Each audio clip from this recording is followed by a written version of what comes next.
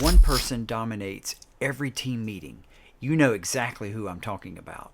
They interrupt colleagues mid-sentence. They turn every discussion into a monologue about their classroom.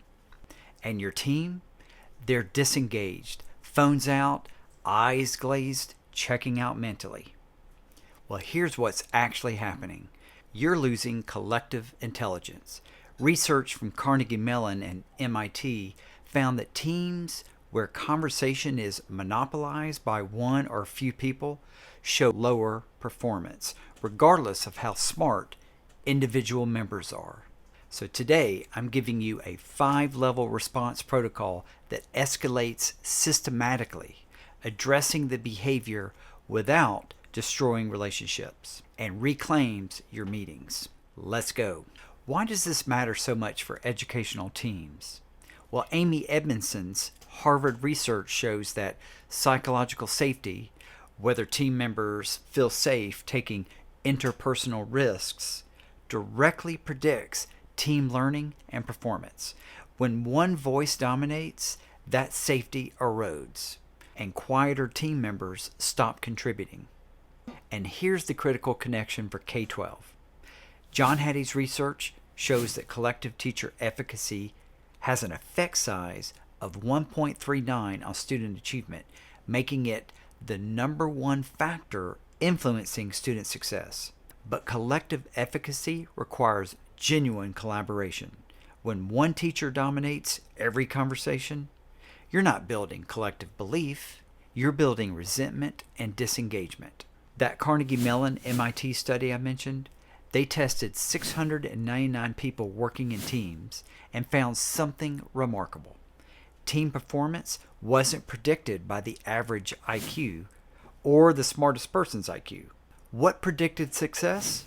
Equality and conversational turn-taking.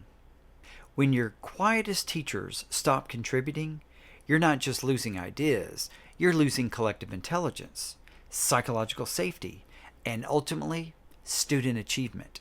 Just as a thermostat regulates temperature to keep a system functional, well, protocols regulate conversational flow to maintain psychological safety and activate collective intelligence, the necessary ingredients for collective teacher efficacy.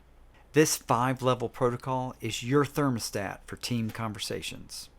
This protocol moves from least invasive to most direct.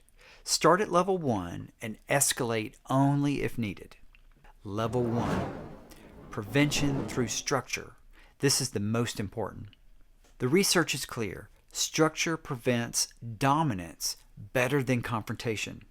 Before your next meeting, establish participation agreements. Use this simple prompt. What do we need from each other to ensure everyone's voice is heard?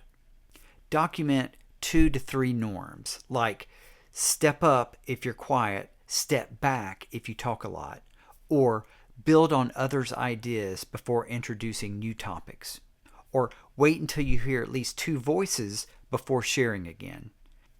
Post these visibly every meeting. This prevents 70% of the hijacking because it sets expectations without actually targeting anyone. The second instructional move, build in silent thinking time.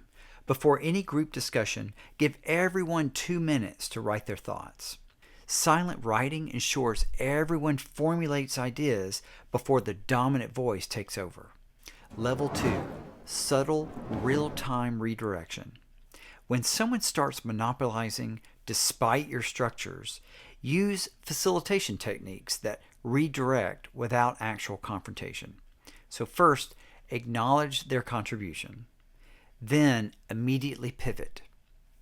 Thanks for the perspective, Maria. Before we go further, let's hear from someone else who hasn't spoken yet. Second, use the parking lot.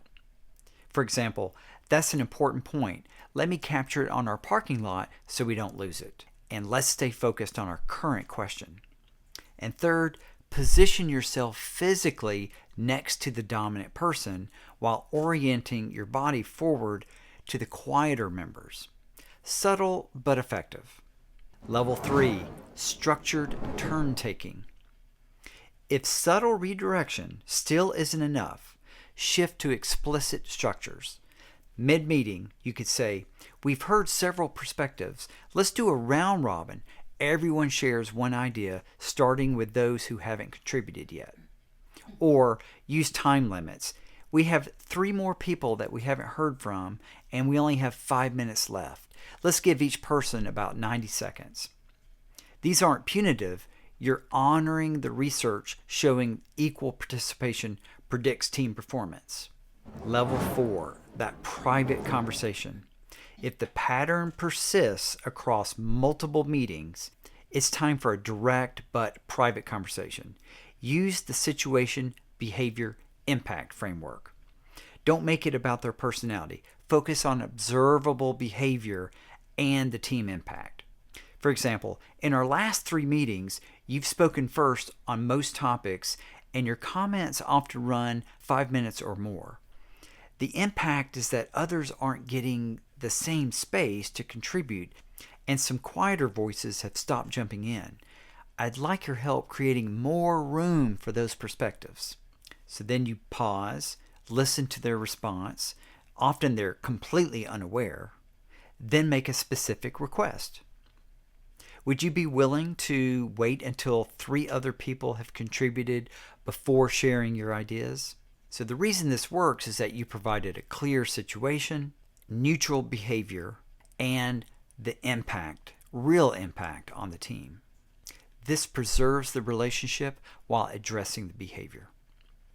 Level 5, direct intervention with consequences. If private feedback still doesn't change the pattern, then you need some formal intervention. So document specific examples, dates, behaviors, impact on the team.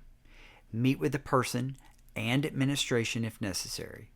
State clear expectations. Our team agreements require balanced participation. I've noticed this pattern continuing despite our conversation. Moving forward, I need you to limit contributions to 1 comment per discussion topic until everyone has spoken. Make it clear this isn't optional. It's essential for collective efficacy and team function. Here's how to start this week. Before your next team meeting, establish those participation norms. What do we need from each other to ensure everyone's voice is heard? Add 1 structural element, 2 minutes of silent writing before discussion, and download the 5-level response protocol below. It includes the exact language for each level, plus sample phrases for those uncomfortable private conversations. Track this. After 3 meetings, use level 1 structure. How has participation changed? Are your quieter voices starting to contribute more? That's your metric. Most teams never actually need to go to level 4 or 5. Levels 1 and 2 solve 90% of meeting hijacker problems. Remember, this isn't about silencing passionate teachers. It's about creating equitable participation so collective teacher efficacy can develop, because that collective belief in your team's ability to impact student learning is the most powerful force available to you. So download the 5-level response protocol and the participation norms template below. And drop a comment. What's your biggest challenge with meeting participation? Next week, the 3-minute check-in that prevents hour-long meetings. Your team has the collective wisdom to transform student learning. You just need structures that ensure everyone's voice contributes to that collective intelligence. Hey, thanks for watching. I'll see you next time.